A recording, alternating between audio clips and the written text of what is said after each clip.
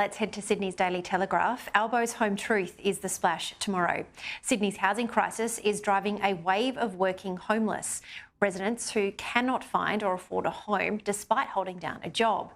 With the situation so bad, an encampment of tents and car sleepers has emerged in the heart of Anthony Albanese's own electorate. Housing was front and centre in question time in Parliament today, with the opposition raising the emerging rental and social housing crisis and copping this from the Housing Minister. Since we came to office, we immediately unlocked up to $575 million from the National Housing Infrastructure Facility, and indeed we already have homes being built across the country today because we unlocked that funding. In our first budget in October, we announced the National Housing Accord, a commitment to build a further 20,000 affordable rentals with the states. Daisy, do not mention Future Fund in Canberra because that is still obviously being at loggerheads in the Senate. But housing is such a massive issue for the country. We're seeing the opposition try to wedge the government today, and I think we'll see this happen all week. But the fact that you've got the inner west in Sydney's, it's an affluence area of Sydney, people having to sleep in cars and tents, it is a bad look for the government.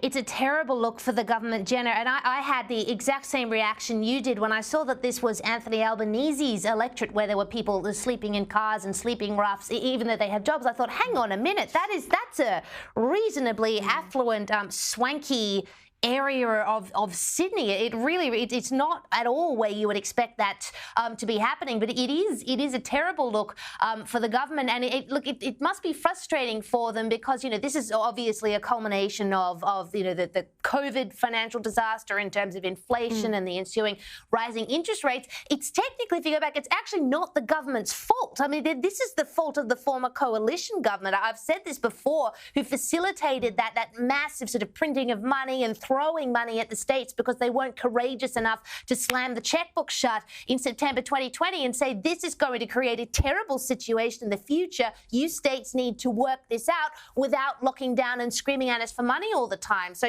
fast forward to now, and the government really is trying to, unironically, as they've said a number of times, fix up the mess that was left by the former government. So, but really, putting all that aside, it just really sucks, Jenna, that this is happening. And I know I can't get that image out of my mind of people who are desperately trying to survive, having to sleep in their cars in these terrible economic times. Yeah, look, I think this is a pox on both of the houses, that's for sure, being Labor and Liberal in this place when it comes to this issue.